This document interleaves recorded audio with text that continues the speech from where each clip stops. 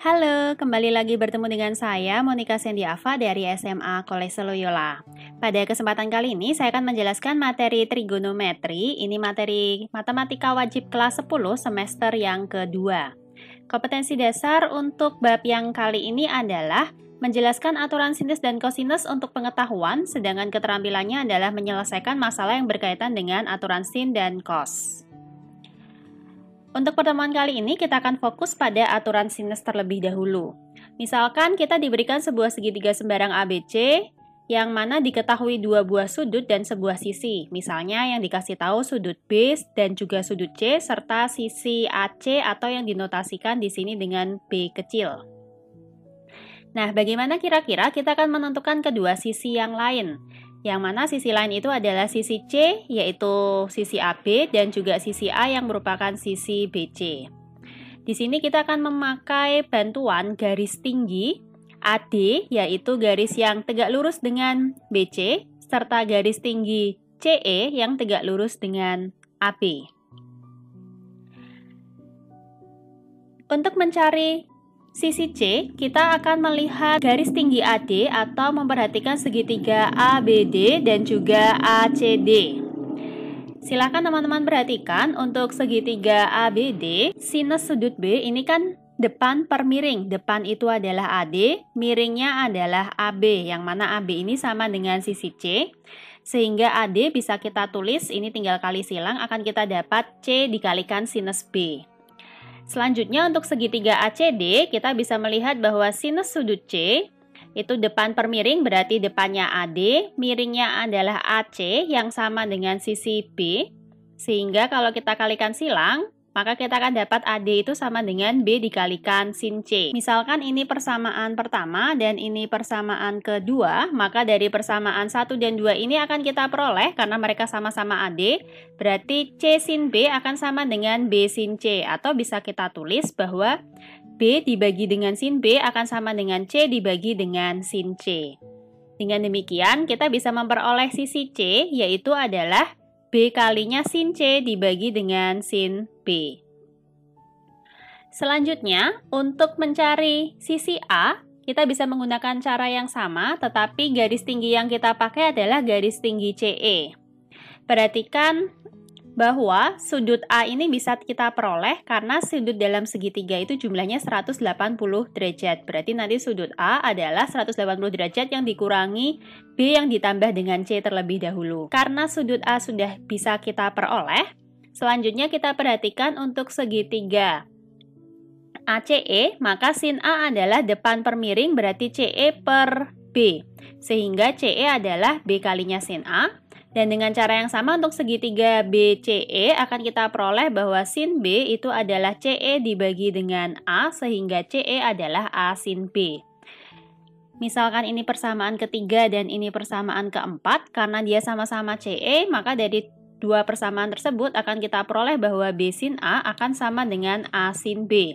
Sehingga kalau ini kita kali silang, akan kita dapatkan A per sin A sama dengan B per sin B. Sehingga untuk mencari sisi A, kita bisa dapatkan A adalah B kalinya sin A dibagi dengan sin B. Nah, dari persamaan yang tadi saya beri warna ungu tua, B per sin B sama dengan C per sin C, serta A per sin A sama dengan B per sin B, maka kita akan dapatkan hubungan bahwa A per sin A sama dengan B per sin B sama dengan C per sin C. Di mana hubungan sisi dan sudut ini kita sebut dengan aturan sinus. Sisi dibagi dengan sinus sudut yang ada di depannya akan sama dengan sisi lain dibagi sinus sudut yang ada di depannya pada segitiga. Aturan sinus ini tidak hanya berlaku untuk segitiga yang lancip saja, tetapi juga bisa berlaku untuk yang tumpul. Pembuktian rumusnya saya serahkan kepada teman-teman untuk latihan mandiri di rumah. Berikutnya kita masuk ke latihan. Contoh soalnya, ada sebuah segitiga ABC di mana sudut B itu 35 derajat, sudut C 70 derajat, dan panjang sisi AB itu 8 cm. Lalu kita diminta untuk menentukan sudut dan juga sisi-sisi lain yang belum diketahui. Kurang lebih sketsanya adalah sebagai berikut. Nah, Untuk mencari yang pertama sudutnya terlebih dahulu, B dan C sudah diketahui, maka kita akan mencari sudut A, di mana kita menggunakan fakta bahwa jumlah sudut dalam segitiga itu 180 derajat, maka sudut A adalah 180 derajat yang dikurangi 70 ditambah dengan 35 derajat terlebih dahulu, yaitu 105 derajat, sehingga kita dapat 180 dikurangi 105 hasilnya adalah 75 derajat. Dengan demikian, kita akan dapatkan gambarnya adalah sebagai berikut.